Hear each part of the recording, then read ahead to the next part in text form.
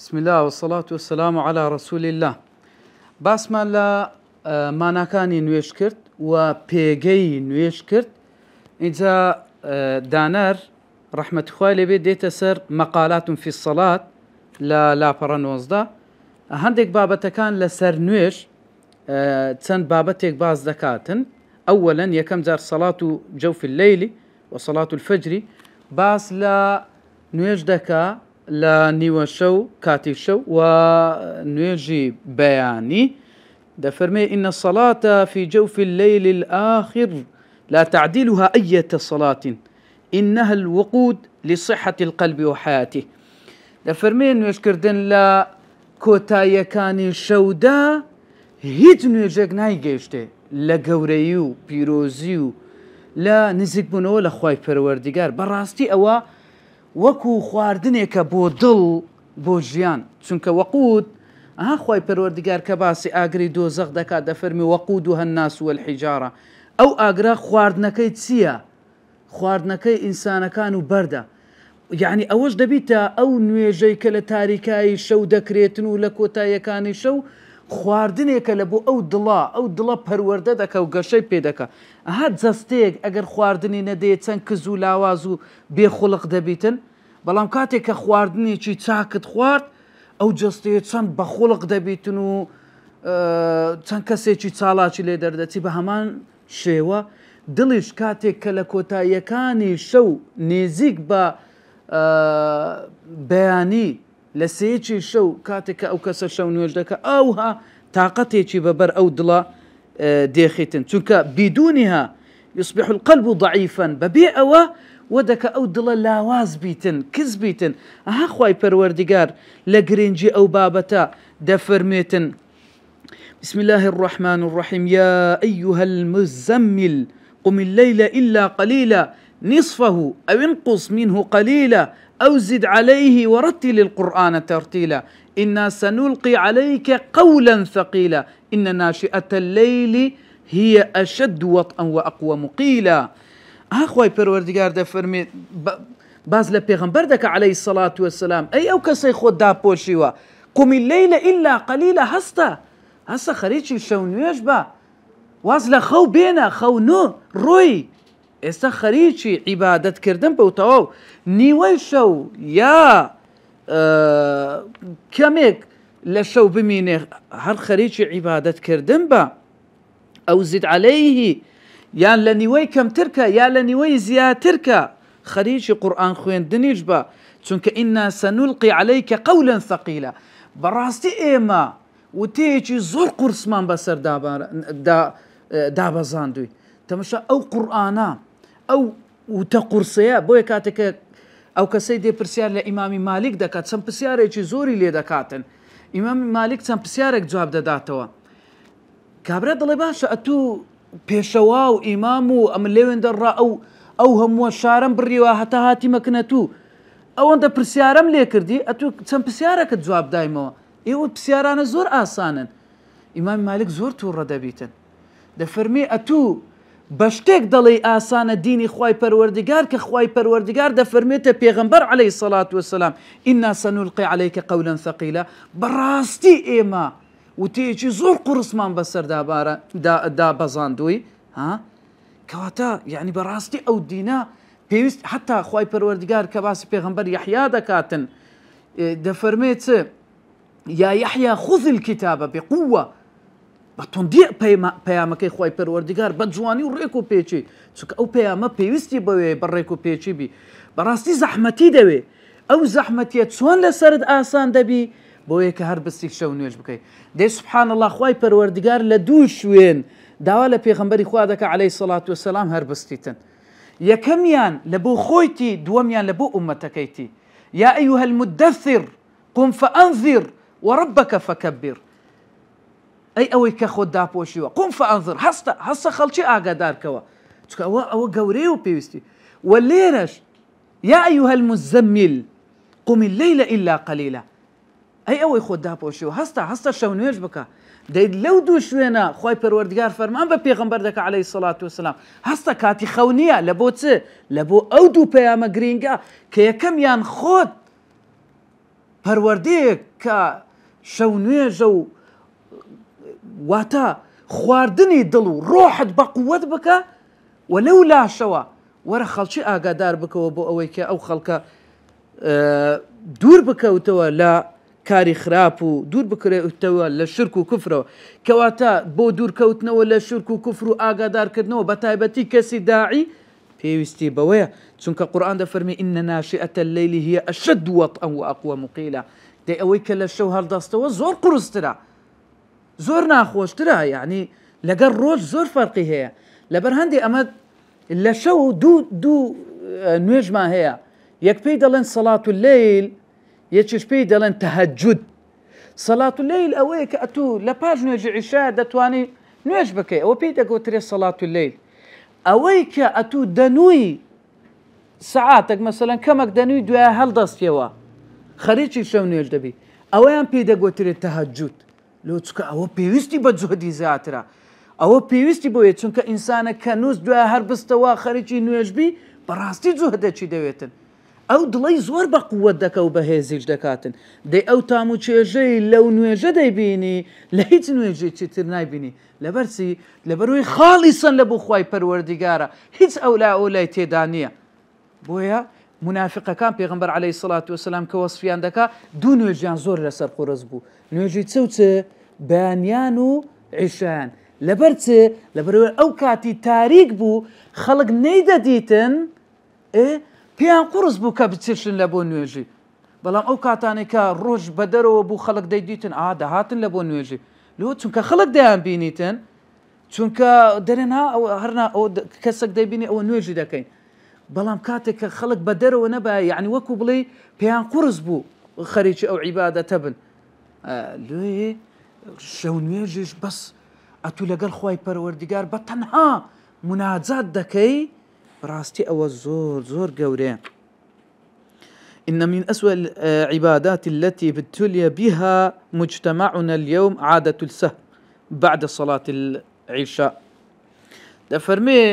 لە خراپترینی ئەو عادەتانەی ئەسوأ العادات خراپترینی ئەو عادەتانەی کە ئێمە پێی مبتەلا بووینە یعنی پێی گیرۆدە بووینە بەڕاستی مجتەماعی ئێمە عادەت سەهرە کە شەون و خونیە لە پاش نوێژ عیشا کابرا نانوێتن هەتا نیوەی شەوێ هەتا نێزیک بە سبەینەی سبحان الله دەبینی ئەو گەنجە هەر خەریکی یعنی فەیسبووکەکەی و تیکتۆکەکەی و خەریکی ئەتاریە و ئەو ئەتاری لەگە فلانی دەکە و ئەو لەگەر فلانیە و دانیشتینە دۆمینەی دەکەن و یعنی ئەو فلانی دەکە ئای سبحان الله هەتا نێزیک بانجی بەیانی کە نێزیک بانج بەیانی داهات ئەو ڕاست پار دەداتەوە تەماشا شەیتان چۆن فێڵی لێ کردوینە یان دادەنیشە تا 12 شەوێ ئەو هەر خەریکی ئەو بابەتانێ ومع وضوح الأدلة لەگەرەوەی کە ئەو هەموو بەڵگەیەمان هەیە ئەو هەموو حەدیثەمان هەیە کە باز لەوەی دەکاتن کە ئەو بابەتانە زۆر یعنی لە پاش نوێژی عیشایەوە ئەو کەسە بنویتن کەچی ئەو ئێمە گرنگی بەو بەڵگانە نادەین کە پێغەمبەری خوا عەلەیهی سەڵات وەسەلام ئەوەندە تەئکیدمان لەسەر دەکاتەوە لەگەڵەوەشدا ئامادە نین ئەو عادەتەی کە هەیتمان بیگۆڕین وهذا شيء عجيب بەڕاستی ئەوە شتێکی زۆر عجیبە تقول له هذا هو العلاج بكابرايتي دڵێ دەڵێ کاکە ئەوە چارەسەرە ئەخە پێغەمبەر عەلەیهی سەڵات وەسەلام فەرموویەتی کاکە ئەتوو پاش نوێژی عیشایە بنوو ئیلا لە بۆ کەسێک نەبی خەریکی ئیسلاحی خەڵکیە خەریکی ئەوەیە دوو کەس پێک دەینتەوە خەریکی قسەی خێرە دەیکاتن لە بۆ کەسێک کە خەریکی عیلمە ئەو کەسانە قەیدی ناکە باشە تا مدەک بە خەبەر بێن پاش نوێژی عیشاش بەڵام ئەوەکەیت کرد هەمووی بنون پێغەمبەری خوا عەلەیهی سەڵات وەسەلام نەهی کردیە لە پاش نوێژی عیشای ئینسان دابنیشی نەهی کردیە لە نووسنی پێش نوێژی مەغریبێ واتە پێش نوێژی مەغریبێ منو و پاش نوێژی عیشایش دابنیشی وهو يعاني من المرض ويتألم ثم لا تمد يده لأخذ العلاج سبحان الله دەبینی ئەو کابرا تووشی ئازار بووە پێی دەرێک تووشی ئازار بووە یعنی لەگەڵ ئەو نەخۆشیەی زەحمەتی دەبینی ئەوجە دەست درێژ ناکە لە بۆ عیلاجەکەی بۆ ئەوەی دەبینی ئەو کابرا تووشی نەخۆشیەک بووە تووشی زەحمەتێک بۆ دەرێ ها کاکە ئەو عیلاجەکەیە کەچی ئەو عیلاجەی بەکار نانی زۆرت پێ سەیرە ئێکاکە تو ئەوەندە ئازار دەچێژی هەر نرکە و ناڵەتە دەوەرەها ئەو عیلاجەی بخۆ چا دەبی دەی ئەو ئومەتەش ئەو نرکە و ناڵەیە کە هەیەتی ئەو برسێتی و چەوسانەوە و ئەو زەحمەتی و ناخۆشی و قورسی و ئەوەی کە ڕزقی لەسەر تەسک بوویتەوە ئەوە عیلاجەکەیتی وەرە زوو بن و خەریکی شەو نوێژ بە دڵت پتە و دەبی ئیمانێکی پتە و خۆشی بەرەو کۆمەلگای دێ دەی سبحان الله دەزە بۆ ئەو عیلاجەی ناباتن اینجا أن هذه العادة لم يقتصر ضررها على ترك الصلاة آخر الليل فحسب دەزانی ئەو عادەتە زەرەرەکە و زیانەکەی بەس ئەوەی نییە کە ئەتوو یعنی تاخیر نووسن باشە زەرەری ئەوە نییە بەس برێ شەو نوێژی لە دەست دەدەیت بەڵکو های لێ هاتیە بوویتە تەرک الصلاة الفجر زۆر کەس هەیە هەر نوێژی سبێنێ لەسەر دادەنی چونکە تاخیر دەنوین نوێژی سبێنێ لەسەر دادەنی بوویتە هۆی زیادەت المشکلات بوویتە هۆی کێشە مشکلات تەمەشا دەکەی کە کابرا سبێنێ لە خەوێ هەردەستی تێرخەونە بووە دێتە دائیرەی کابرا دێتن ئیشی لەکن هەیە چکە بەخۆی تێرخەونە بووە میزاجی تەواو نییە جەوی تەواو نییە خۆلەوی تووڕە دەکا قسە بەوی دەرێتن ئێکاکە لۆ لەبەر چم کردیا وەڵاوە بەخۆی تاخیر نووسیا چکە یعنی تەواو نەهاتە سەرخۆ تەڵەبەیە دێتە مەکتەبێ تەمەشا دەکەی خەوی لێکەتێ لەسەر ڕەحلێ ئای سبحان الله ئەو مامۆستا دەرسی شەڕح دەکا ئەو خەوی لێکەتە یعنی تەمەشا دەکەی یعنی لە هەموو بوارەکان خەڵکەکە مشکلات ڕوو لەو کۆمەلگای دەکەن حتا دەبیتە ئەوەی کە ئەو ئینجازە ئەو بەرهەمەی کە دێتن کەم دەبیتەوە بەرهەمەکان کەم دەبیتەوە تەمەشای شەریکات دەکەی یعنی کەسبێنان عملەکە چست و چالاک نەبیتن زوو نووسبی چست و چالاک بیتن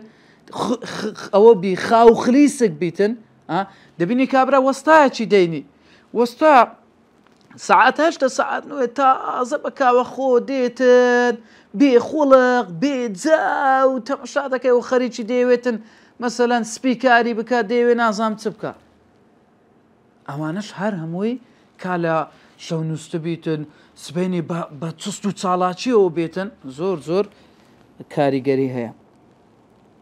ولو صلى الناس اليوم صلاة الفجر كما كان يصليها النبي صلى الله عليه وسلم فإني على يقين بإذن الله تعالى أن واقعنا سيتغير إلى الأفضل والأحسن خو أجر خلشين نجس بينيان وكو سردمي پیغمبر عليه الصلاة والسلام أوها بكرد بايه چکە سردمي پیغمبر عليه الصلاة والسلام لپاش عشاء دنوستن دوای هەر دەستانەوە لە بۆ شەو نوێژی دوای لە بۆ نوێژی بەیانی و پاشان نەدەنووسنەوە حتا وەکو یعنی بەرەبەری نیوەڕۆی ئەوجا قەیلولەچیان دەکرد هەندێک کە باسی دەکەن قەیلولەکە ئەو کاتی بووە هەندێکیش دەڵێن پاش نوێژی نیڕوانی قەیلولەکە على ئەیەتی حالین ئەوجا سەرخەوەکی کەمیان دەشکان تەمەشا دەکەی لەسبینەوە هەتاوەکو ئەو کاتی بەڕاستی بەرهەم و بەرەکەتێکی زۆری تێدا بوو چکە پێغەمبەر عەلەیهی سەڵات وسەلام دەفەرمێ لەبارەی ئەوەی دەفەرمێ بەرەکەتی ئەو ئومەتەم لە بەیانیەکاندا هەیە لە بەیانیان بەرەکەتی تێدا هەیە لێ یەکێک لە سەرکردەکانی سەرانی کوفر باسی کە باسی موسڵمانان دەکا دەڵێ ئەگەر نوێژی هەینیان چۆنە نوێژی بەیانیشیان ئەو هابی هەرگیز ناتوانین ئەمە بەسەریاندا زاڵ بین ناتوانین هیچ بەرامبەریان بکەین ئەگەر نوێژی هەینیان چۆن بی چۆن ئەوها قەڵە باڵغا نوێژی بەیانیشیان ئەو هابی دەیکا کە ئەو کەسەی دێتە نوێژی هەینی هەر ئەو کەسە موسڵمان نییە ئەدلۆ نایاتە نوێژی بەیانی اینجا چونکە فإن الخير يجذب بعضه بعضا والشر كذلك يجر بعضه بعضا چونکە خێر چاکە ئەگەر چاکەکەت کرد چاکەش کەش ڕادەچێشی چاکەش کەش ڕادەچێشی وە دەکە زیاتر چاکەی بکەی و شەڕ و خراپەش ئەو هایە ئەگەر خراپەکەت کرد سبحان الله هانت دەدە لە بۆ خراپەشکە هانت دەدە لە بۆ خراپەشکە دەیوەرە نوێژی بەیانیان بکە شەو نوێژ بکە نازم لەو گۆڕێ دڵت خۆش دەبی هانت دەدە لە بۆ کردەوەی سبحان الله وەدەکە ئەوەش بکەی سەڵات و ضوحاش بکەی کە سەڵات و ضوحات کرد وەدەکە مەسەلەن سونەتەکانی پێشنوێژی و پاشنوێژی بکەی کە ئەوەت کرد وەدەکە سونەتیت کە بکەی ها یعنی پاڵت پێوە دەنێتن لە بۆ ئەو کارانە بەڵام کابراک نوێژی سبەینەی نەکردیا زۆر بێ خوڵقە بێتن سەڵات و ضوحات لێ بکە زۆر زەحمەتە بێتن سونەتەکانی پێشنوێژ و پاشنوێژ لە بۆ بکاتن ئەو وا نوێژی سبەینەی نەکردیا لێ زۆر کاریگەری دەبیتن فإن الإنسان إما في صعود أو هبوط چونکە ئینسان یان ئەوەیە بەرەو بەرزی یان ئەوە بەرەو نزمی دێتەوە کەواتە لا يمكن التوقف أبدا هەرگیز ناکرێت ڕابوەستی ئەو ئینسانە نەخێر یا ئەو تێ بەرەو سەرەوە دەڕۆی یا ئەو تێ بەرەو نزمی دێەوە بە عیبادەتەکانت دەی سەلمێنی بەرەو سەرەوە دەڕۆی یان بەرەو خوارەوە دێ قورئانیش دەفەرمێ لمن شاء منكم أن يتقدم أو يتأخر کەواتە ئەو کەسە بەدەستی خۆیەتی کامەی دەوێتن ثانيا الصلاة أعلى استثمار لرمضان وليلة القدر نوێژ بەرزترین بەروبووم لە بۆ ڕەمەزان و لە بۆ شەو نوێژە و لەیلەة القدر ئەو کەسەی کە ڕادەمێنێ لە ڕێبازی پێغەمبەری خوا عەلەیهی الصەلاة وەسەلام قەولا وفعلا لقسو كردوي بيغمبري خو عليه الصلاة والسلام يجد أن الصلاة هي أهم ما يتميز به أوقات الفاضلة دبيني نويش جرينكترين أو شتيا كاتا جرينكا كاني بي زيادة كريتو أو كاتا تايبتيا كاني بي زيادة كريتو تمشى بيغمبر عليه الصلاة والسلام ده فرميته من قام رمضان إيمانا واحتسابا غفر له ما تقدم من ذنبه هركسيك رمضان هەڵبستیتەوە شەو نوێژی تێدا بکاتن ئیمان و باوەڕی پێ هەبیتن و چاوەڕێی پاداشتش بکە خوای گەورە لە تاوانەکانی پێشوو خۆش دەبێت سبحان الله گەورەی ڕەمەزانەکەی بە شەو نوێژەکەی بەستاوە پێغەمبەر عەلەیهی الصەلاة وەسەلام من قامە هەر کەسێک شەو هەڵبستی و شەو نوێژەکەی بکە لە ڕەمەزان خوای گەورە لە تاوانەکانی خۆش دەبێت الله ئەکبەر یعنی گەورەیمان بە چ زانی بە نوێژەکەی اینجا پێغەمبەر عەلەیهی الصەلاة وەسەلام دەفەرمێ من قام ليلة القدر إيمانا واحتسابا غفر له ما تقدم من ذنبه هر کەسێ شەوی ليلة القدر هەر بستێتەوە خەریکی شەو نوێژ و عیبادەت بیتن ئیمان و باوەڕی پێ هەبیتن و چاوەڕێی پاداش بکە خوای گەورە لە تاوانەکانی پێشوو خۆش دەبێت یا الله ليلة القدر کە خوای پەروەردگار دەفەرمێ خەیر من ألف شهر لە هەزار مانگ خێری زیاترە بە چ تایبەتمەندیەکەی جیا کردەوە پێغەمبەر عەلەیهی الصەلاة وەسەلام بۆ نوێژانەی تێیدا دەکرێتن و پێغەمبەری خوا عەلەیهی الصەلاة وەسەلام کە خاتو عایشە لێی دەجێڕێتەوە دەفەرمێ كان النبي صلى الله عليه وسلم إذا دخل العشر شد مئزره وأحيا ليله وأيقظ أهله پێغەمبەری خوا عەلەیهی الصەلاة وەسەلام کاتێک کە دەچووە دەشەوی کۆتایی ڕەمەزان هەڵدەستا خۆی توند و تۆر دەکرد و شەوەکەی زندوو دەکردەوە بە شەو نوێژ و عیبادەت و خانەوادەکەشی بە ئاگا دەهێنا کە ئەو شەوانە هەر بستنەوە خەریکی شەو نوێژ و عیبادەت دەی سبحان الله گەورەیەکەی اینجا کەواتە ئەو کارکردنە بەوەی کە ئینسانەکە خەریکی عیبادەتکردن بی بە دیاری دێخی کە ئەو کاتەش کاتێکی زۆر گەورە و گرنگ بووە کە پێغەمبەر عەلەیهی الصەلاة وەسەلام زۆر خەریکی عیبادەت و شەو نوێژ و نوێژکردن بووە حتى في عشر الأواخر من رمضان سن النبي صلى الله عليه وسلم لأمته الاعتكاف لدى شوي كوتاي بيغمبري خوا عليه الصلاة والسلام كردوية سنة اعتكاف كردن اعتكاف يعني معنى ولا مزقوتي يعني أتودتي لمزقوتي دمينية ولا مزقوتي نادري هر خريج عبادته شەو نوێژ و نوێژکردن دەبی هەتا وەکو ئەو دەڕۆژە کۆتای پێدێ هەتا دەگەیە جەژن ئەوە ئیعتیکافە سبحان الله ئەو ئیعتیکافەش لە بۆ چییە لە بۆ ئەوەی کە ئەو ئینسانە زیاتر لەوێندەر خەریکی نوێژکردن بی وكثرة الصلاة التي تقرب إلى الله عز وجل زۆر نوێژکردن سبحان الله نێزیکت دەکاتەوە لە خوای پەروەردگار لێ پێغەمبەری خوا عەلەیهی الصەلاة وەسەلام تەمەشا دەکەین گەورەترین بەروبووم کە ئەتوو بەدەستی بینی کە باسی دەکە لە ڕەمەزان یان لە لەیلەتول قەدر ئەوەیە کە خەریکی شەو نوێژەکان بی. سێم خاڵ ئەسەڵات و حوسن المسلم. نوێژ قەڵای مسلمانە، وەکو قەڵایەک دەیپارێزی. ها کتابێک مایە بەنای حوسن المسلم، یعنی قەڵای مسلمان، ذکرەکانی تێدایە کە ئەو ئینسانەی دەپارێزی لە شەیطان و هەوا و نەفس و ئارەزوو لە خراپە. اینجا دەفەرمین نوێژیش قەڵایەکە و قەڵغانەکە ئەو ئینسانەی دەپارێزیتن. حتا حەدیثەکەیە پێغەمبەری خوا عەلەیهی سەڵات وسەلام بازەکە کە خوای گەورە دەفەرمێ هەر کەسێک بەیانیان 4 ڕکعاتم نوێژە بۆ بکە ئەو ڕۆژە بەستێتی و دەیپارێزم. زانایان زۆربەی دەفەرمون ئەوە 4 ڕکعاتی سەڵات و ضوحایە، 4 ڕکعاتی بکە خوای گەورە ئەو ڕۆژە دەیپارێزیتن. ماشەڵڵا تەمەشا نوێژکردن چۆن پارێزەرە کە هەتا ئەو کەسێک کە نوێژی بەیانیان دەکاتن خوای پەروەردگار دەیپارێزیتن. سبحان الله. ئەوە بەڵێنەکە لەلایەن خوای پەروەردگارەوە. الله ئەعلەم قسەی ئەوهاش ڕوویدایە کە یەکێک لە تاوانبارەکان دەینن دەیانەوێت سزای بدەن، ئەو دەڵێ ناتوانن، دەڵێن لەبەر چێ؟ دەڵێ لەبەرەوەی کە نوێژی بەیانیم کردیە. ئیجا ئەوە لە خلافەی ئیسلامی بووە کاتێککە ئەو با بڵێن کەسە جێبیستی قسەکەی دەبی کە نوێژی بەیانی و پێغەمبەر عەلەیهی سەڵات وسەلام وها ئەو هەموو حەدیثی لەسەر هەیە لێ دەڵێ ڕاز دەکەی، ئەوجا لێی دەگەڕێ. أجل سبحان الله يعني زور كاريجري دبي حين طرد الشيطان من الجنة أقسم بعزة الله أو أقسم بعزة الله أو كاتيك شيطان دركرا لا بهاشت سوين دي خوار بعزة خواي پروردگار. ها الله جل جلاله ده فرميتي قال فبعزتك لأغوينهم أجمعين إلا عبادك منهم المخلصين. خوايا سوين بعزتي تو دبي هرهميان لخشت ببم بس بندت ساكا كانت نبيتا. سبحان الله. الشيطان بالشيطاني خوي بعزته قوري خواي پروردگار سوين دخوا إيما هي كسي ما كابرا خوي بي مسلمانا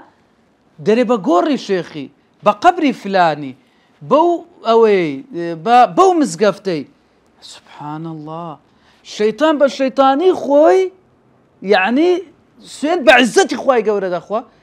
كتي ما عندك أو هاتيكتوا. إنزا لماذا استثنى المخلصين؟ لبرتك أو كساني زياكر دو كقوتي أوانيك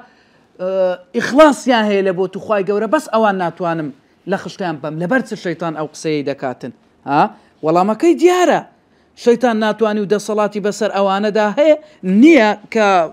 أو إخلاص يعني لبو خواي پروردگار هي. قرآن ده فرمي واستفزز من استطعت منهم بصوتك وأجلب عليهم بخيلك ورجلك وشاركهم في الأموال والأولاد وعدهم وما يعدهم الشيطان إلا غرورا إن عبادي ليس لك عليهم سلطان وكفى بربك وكيلا. خواهي پروردگار ده فرميتا شيطان كفرمو بدنگكت كزورك لزانان ومفسران ده فرمون قورانية بدنگكت ورا با سباياكت وبابيان ورا بزانا أو خلقي لخشتببا وشاركهم في الأموال والأولاد. بجداريان تيدا بك لمالو من داليان كو بجداري تيدا دكري زانان ده فرمون ما بز لويكا وإلي بك باري حرام كوبكاتوا. خريج حرام بيتن نبرسي أو معاملة حلالة حرامة أو إناء ورا كوبكا وخركوا يلا من دال يلا الزنا بك دي قيدناك والزنا لقروي بك والزنا لقروي بك كرة دي سبحان الله. فرمي بجداريان تدابك لوانا وعد شان بيبدي كرة خواب الرحمة كرة خريج الزنا با خريج حرامي با خريج خرابي با أتو مادم نوجه چی دکی نوجه که آگاش لینی قیدینا که دی خوای گوره لیت خوش دبی. عی سبحان الله. يعني تمشى پیغمبر عليه الصلاة والسلام لحديث صحيح كي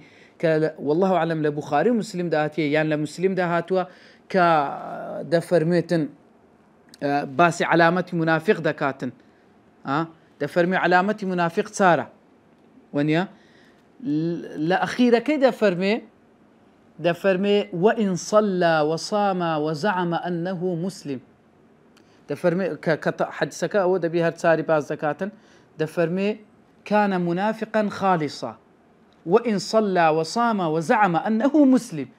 أجر أو صار صفته هرتسار تدابو أو كابرا منافقة تواوا با نويجيج بكا با بروجيج بي با واهز بكا مسلمان هر أو كابرا منافق. يعني سبحان الله الشيطان تسون أو خلقي هالخلطان دوا خواي جورد فرمي وعد الشيطان بليني الشيطان إلا غرورا سنك خواي جورد فرمي بدل نيايو إني بكارينا يعني بالتأكيد بدل نيايو بندكاني من الله الله عبادي بندي من أو الشرف لبو بندي كخواي پروردگار فرمي عبادي بندي من خواي جورد لو أنا ما قبول بكاتن سكا پیغمبر عليه الصلاة والسلام قيشت آخر مرتبة تبو برزبونوي بو آسمان هيت پیغمبرێک ئەوها بەرز نەکرابووە وەکو محەممەد عليه الصلاة والسلام بەو شێوازە يعني ئەوەندە خوای پەروەردگار ڕێزی لێنە حتا جبرائیل کە گەورەترین و خۆشەویستترین مەلایکەتە نەیتوانی لە سیدرەة المونتەها زیاتر بێ بەڵام پێغمبەر عليه الصلاة والسلام زیاتر ڕۆی ئەوەندە ڕێزی لێگرت. اینجا خوای گەورە دەفەرمێتێ سبحان الذي أسرى بعبده الله أكبر. خوای گەورە لە بەندەکانی خۆی قبوڵمان بکاتن. اینجا دەفەرمێ شەیطان تۆ هیچ لە سەڵاتێکت بەسەر ئەوانە دانیە دێ والله کەسێک لێبڕابێ بۆ خوای پەروەردگار شەیطانەکان هیچ هەرگیز و هەرگیز ناتوانن دەسەڵاتیان بەسەردا هەبێ وەکو ئەو ساحیرەی کە ئەوەندە پارەشی درابووە کە سحر لە فلانە کەس بکاتن بەڵام دەڵێت چەندی کردی نەیتوانی ساحرێکی زۆر گەورە و بەناوبانجیش ئەخیری گەڕا کابراەکە دیتەوە گوتی باشە ئەمن هەر کەسەکە بی سحری لێ دەکەم بەس لەبەر چ ناتوانم سحر لە تو بکەم گوتی کاکە ئەخەر ئەمن ئەو زکرە دەخوێنم کە پێغمبەر عليه الصلاة والسلام کە باسی دەکات کەسێک بەیانیان 100,000 لا إله إلا الله وحده لا شريك له له الملك وله الحمد وهو على كل شيء قدير 100,000 بخوێنی هیچ کەسێک ناتوانانی زیانی پێ بگەنی و خەریج قورئان خوێندنم سبحان الله ئەوە پاراستویەتی و ناتوانانی کەواتە هەرگیز شەیطان ناتوانێت زیانی پێ بگەێنی. اینجا الصلاة قائمة تحقق الإخلاص بەڕاستی نوێژ وە دەکاتن نوێژێکی چاک و ڕێک و پێگوە دەکا ئیخلاص بەرهەم بێنیتن لە لای ئەو کەسە کە ئەو ئیخلاسەش دەبێتە هۆی پاراستنی لە شەیطانەکان. دەسەڵاتی شەیطان چێ یعنی نقص الإخلاص العبودية لله دەسەڵاتی شەیطان بەمانای ئەوەیە کە بەندایەتی و ئیخلاص کەم دەکا لە لای خوای پەروەردگار یعنی ئیخلاصی کەم دەبیتەوە ئەو کەسە ئەگەر ئیخلاصی کەم بووە بەندایەتی کەم بووە لە لای خوای پەروەردگار ئەو بەمانە شەیطان دەستی بەسەرداگرتووە کە بەڕاستی نوێژکردن سیاج قەوی سیاجێکی زۆر بەقووەتەوە ئەو ئینسانە دەپارێزیتن. يحفظ ويحمي العبد من كيد الشيطان أو إنسان دباريزي لفعل الشيطان فهذا هو العلاج النفس وشفاء القلب وهو بين يديك أو تارسري أو نفسية وشفاء ضلطة كروالا لجير دستك أنت فرمو جيبك فإن فاجتهد فيه أقردتي شفاء لبو لا شتو ضلط بيتا فرمو أو جيبك وتيبكوش لبينايدا متى تعبت من حالك وأغلقت في وجهك الأبواب وأغلقت في وجهك الأبواب فتذكر هذا العلاج. هركاتي ماندوي بوي وشكد بوي لو دنياي وحستت بماندوية تيكرت حستت بزحمتي كرت حستت كر همو درجة كان ليت بي ودراون هیچ دەرگایەک بە ڕوودا نەماوەتەوە ڕوو لە هەر لایەک دەکەی ناخۆشی و زەحمەتی و قورسی دێتە پێشت ڕوو لە هەر لایەک و هەر دەرگایەک دەکەی پێوە دراوە ئەو کاتی فتذكر هذا العلاج بیرت بێتەوە نوێژکردن چارەسەرە بۆ هەموو ئەو دەردانێک کە ئەتوو دەتەوێتن والتزم به يشفيك الله من كل داء پابند بە نوێژەکەت دەیخوای پەروەردگار لە هەموو بەڵایەک دەتپارێزیتن. إذا رابعا من خال دفرمي الصلاة والنصر دنو سركوتن بيك وبستراوتوا أو تا الصلاة هي وسيلة النصر نويش وسيلة وريقايك بو أويك برو سركوتند ببا الصلاة التي تحقق التوحيد والإخلاص والعبودية لله رب العالمين. فالنصر يتنزل على المخلصين. براستي أو نوێژەی کە ئەتوو بەرەو تەوحید یەکتاپەرستی دەبات، بەرەو ئیخلاسیەت لە بەندایەتی کردن لە بۆ خوای پەروەردگار دەدباتن، بزانە سەرکەوتن دادەبەزێ بۆ ئەو کەسانەی کە ئیخلاسیان بۆ خوای پەروەردگار هەیە. دەیکەواتە تۆش دەگێ ئیخلاس بەو شێوازە. بزانە ڕاستە لە هەر سەرکەوتنێک پێویستت بەوەی هەیە ئەلئەسلیحەت المادیە، پێویستت بەوەی هەیە کە سلاحێکی مادی، یعنی سلاحێکت لەکەم بی بۆی بەرەنگاری دوژمن بیبیەوە. بەڵام لە بیرت نەچیتن السلاح في نفوس أفرادنا فردا پێویستە ئەو سلاحەش لە دڵماندا بچەقێنین. زرع هذا السلاح في نفوس أفرادنا فردا، پێویستە ئەو سلاحە لە دڵماندا بچێنین کە سلاحی بەقووەتی دڵ و بەقووەتی نەفسمانە. پێویستی بەوەش هەیە. کەواتە سەرکەوتن تەنها ئەوە نییە ئەتوو بچی تۆپ و تارەی ئامادە بکەی ئەوجە سەردەکەوی و جێشتێکی زۆرت هەبی ئەوجە سەردەکەوی. نەخێر، ئەوە ئەو سلاحەش پێویستی پێ هەیە کە دڵت چەکدار بکەی پێوە. وهي سلاح الذي يرهب الأعداء. أو سلاحيك أو تسكيك دجمني بيدا ترسيتن. دي پیغمبری خو علیه الصلاة والسلام فرموی من شتێکم پێ دراوە لەو تایبەتمەندیانەی پیغمبری خو علیه الصلاة والسلام، دجمن مانگەڕێک لێ دوور بێ ترسی لە دڵیدا هەیە. خوای گەورە ترس دێخنە ناو دڵی ئەو دژمنە. چونکە پیغمبری خو علیه الصلاة والسلام لە هەموو بەندەکانی خوای پەروەردگار ئیخلاسی زیاتر بووە و خەریکی نوێژکردنێک بوو بە ئەندازەیەک کە خاتو عایشە بینی پێکانی پاژنەی پێی شەقشەق بووە. فەرمێ پێغەمبەری خوا ئەو پاژنە پێیەکان شەقشەق بووە، ئەرێ بەس نییە. فەرمی ئەفەلا ئەکون عەبدەن شەکوورا، ئەفەلا ئەکون عەبدەن شەکوورا. ئەرێ نابی ناکرێ ئەم ناتەوێت بەندەیەکی سوپاسگوزاری خوای گەورە بم. شکرانەی خوای پەروەردگاری بە چ بەستۆتەوە؟ ئەوەی کە نوێژکردنی زۆر بیتن.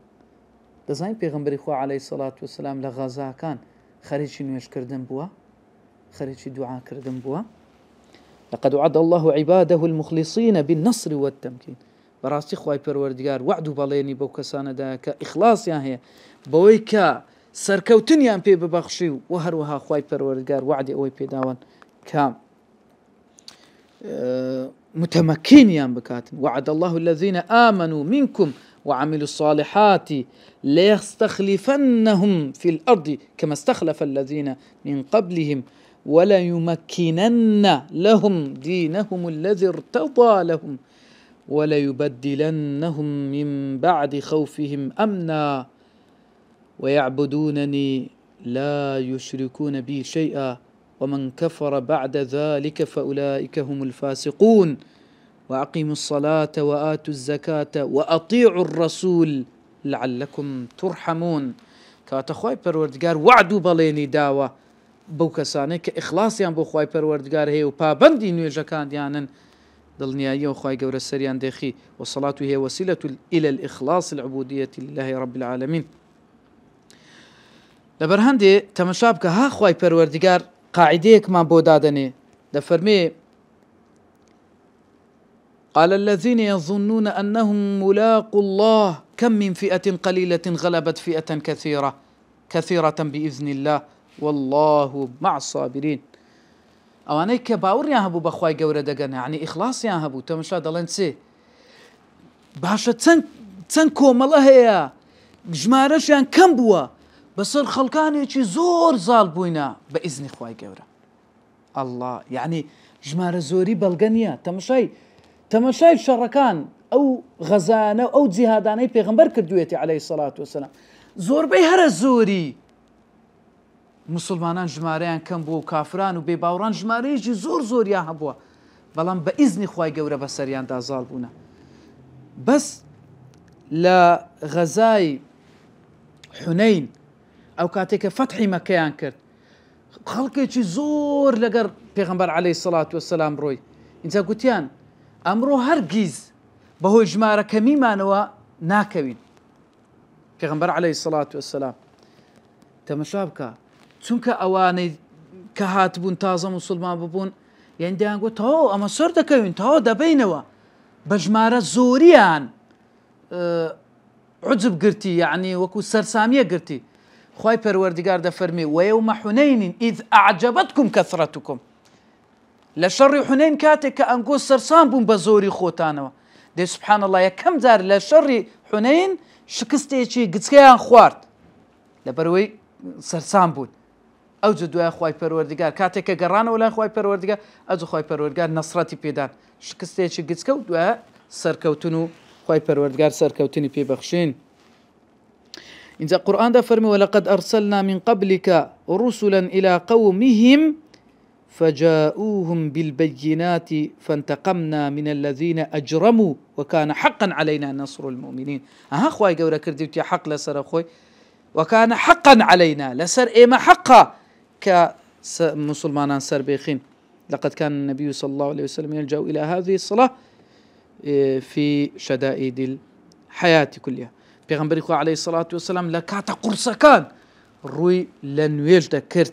برو نويج دا حتى لسر مرجي لكاتي شركان لكاتي قرصينا خوشي دزان دي فرمو أريحنا بها يا بلال بلال هسه باك بدا باخريتش نويج بين أريحنا ضل خوش مان بكا إذا بينزم خال الصلاة والرزق نويج بالرزق وبابند بوا خواي پروردگار قد ربط الرزق بالصلاة الرزق بنويج وبابندي كردو بيوا بسيطة أو تخواي جورد فرمي وأمر أهلك بالصلاة واصطبر عليها لا نسألك رزقا نحن نرزقك والعاقبة للتقوى خواهي گەورە دەفەرمێ فەرمان بە خانەوادەکەت بکە بۆ ئەوەی نوێژ بکەن و سەبریان لەسەر بگرە و ئارامیان لەسەر بگرە ئێمە داوای ڕزقت لێ ناکەین ئێمە خۆمان ڕزقت دەدەین کاتێک کە ئەتوو دەستت بە نوێژەوە کرد ئەو نوێژەی کە خوای گەورە دەیەوێ ئەو هات جێبەجێ کرد نحن نرزق ئێمە ڕزقت دەدەین و عاقبەتی شەر لە بۆ کەسانەیە کە تەقوادارن سبحان الله بە کابرایەکیان گوتیان کاکە وڵا نان زۆر گران بووە کولێرە بوویتە ئۆندە و ئۆندە ئێگوتی ئەو جە چییە گران بووە با گران بیتن خوای پەروەردگار داوای لە من کردیا کە عیبادەتی بکەم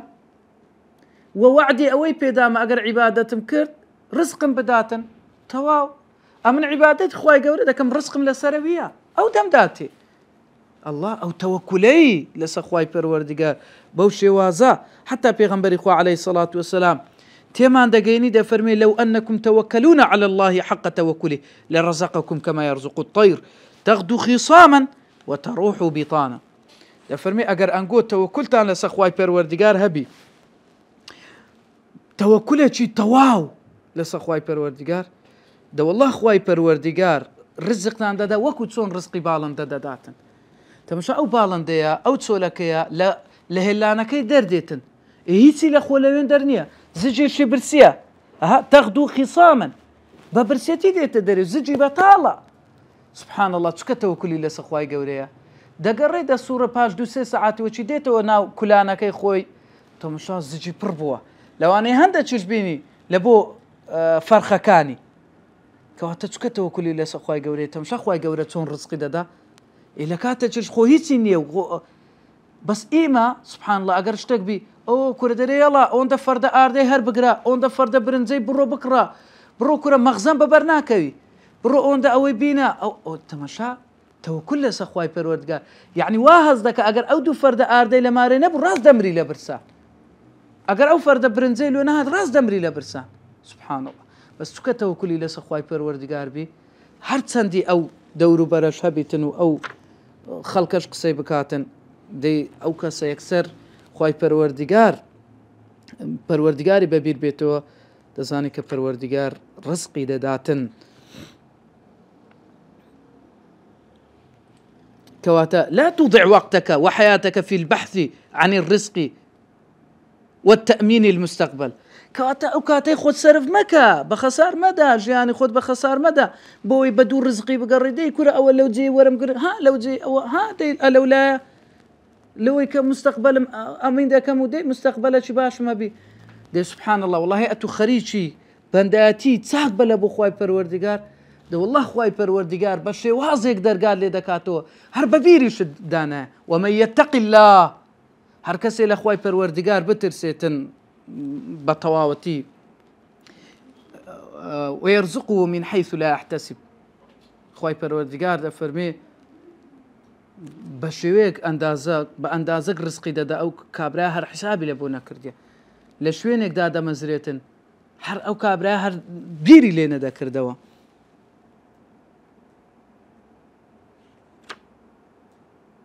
إذن فإن ارتباط الصلاة والعبودية بالرزق في الآيات القرآن عجيب ودقيق براستي بس نوي نويش وبو بنداتي وكا بياكردني الرزق براستي زور زور شتيشي سرسور هينرا أها خواي پروردگار دا فرمي لباري يا أيها الذين آمنوا يا أيها الذين آمنوا إذا نودي للصلاة من يوم الجمعة فاسعوا إلى ذكر الله وذروا البيع كاتي بانجو خود بيدا برو نوش واز لك رينو فروشتني بينا واز لو الرزقي بينا كأتو دتي بو كاتي باي بكي برو أو خريجي عبادت با سبحان الله كخريجي عبادت بوي وذروا البيع ذلكم خير لكم إن كنتم تعلمون أو نوێژە بۆتان باشترە لەوەی کە ئەتوو دوکانەکەت کردیتەوە لە کاتی خودبەی خەریکی فرۆشتنی شتی و ناچی خەریکی نوێژ بی ئەوە لە بۆت باشترە ئەگەر بزانن چکە دەزانی خوای گەورە چ بەرەکەتێک دایەختەنا ئەو ماڵ و سامانت کابرا هەیە 24 سعات دوکانەکەی کردیتەوە کابراش هەیە لەوانەیە چەند سعاتێک بیکاتەوە کەچی ئەوە پارەیەکی حەڵاڵ ڕزقێکی حەڵاڵ ڕزقێکی زۆر ئەو کابراش کە 24 سعات دوکانی کردەوە سبحان الله هەر پێ ڕناگە لۆ تەماشا دەکەی ئەو منداڵی نەخۆش دەکەوی خێزانی ئەوە دەبی لەولایە کەسێک تووشی مشکلێ دەبی لەولایە دەعمەچی دەکا لەولایە ئەوەی دەکە ئەو پارەی خڕی دەکاتەوە هەمووی لەوانە سەرف دەکا بەس ئەویان خوای پەروەردگار پاراستیتی سبحان الله ئەو پارەکەمی بەدەستی دێنی زۆر پێ دڵخۆش دەبی پارەیەکی یعنی ژیانێکی زۆر خۆش بەڕێ دەکاتن کەواتە خوای پەروەردگار لێرەش فەرمانمان پێ دەکاتن کە ئاگاداری نوێژەکانت بە ڕاستە ئەوە مانای ئەوەی نییە کابرا دابنیشی تۆمبەڵی بکاتن تەرک و سعی واز لە ئەوە کار و کاسبی بین یەڵە کاکە بەس نوێژی دەکەم تەواو مانای ئەوەی نییە مانای ئەوەیە یەکەم جار گرنگی فەسەڵات و ئەوە لە نوێژ یەکەم جار ئەو جدوایە ئەو باشە یەکەم جار نوێژەکانت بکە ئینە لەکە فی النەهاری سەبحەن طەویلە نوێژەکانت بکە بەڕێک و پێچی ئەو جدوایە وەرە عیبادەتەکانیش بکە وەرە خەریکی ڕزق و ڕۆزیشت ببە بەس ئەتو برێ وڵی کاکە ئەمن بەس نوێژی دەکەم ناچمە دەرێ ئەوەش نابی ئیمامی عومەر کە هاتە ناو مزگەوتی خەڵکانێک دانیشتن و خەریکی عیبادەت بوون نەهی لێکردن فەرمی ئەها نابی بڕۆن خۆتان لە سەمەلی خەڵکانێک پەروەردە مەکەن و خواردم بڕۆن بگەڕێن کار و کاسبی بکەن بەڵام لەگەڵ ئەوەشدا نوێژەکان لە بیر نەکەی نوێژەکان بە چاک و ڕێک و پێچی بکە ئەو کار و کردەوەی دەکەی خوای گەورە بەرەکەتی تێدەکا خوای گەورە بەرەکەت بێختە ناو ماڵ و سامانی هەموو لایەکمان و وامان لێ بکەن نوێژەکان بە چاچی و بە ڕێک و پێچی بەو شێوەی ئەو داوای لێ کردوین ئێمە جێبەجێ بکەین سبحانك اللهم وبحمدك أشهد أن لا إله إلا أنت أستغفرك وأتوب إليك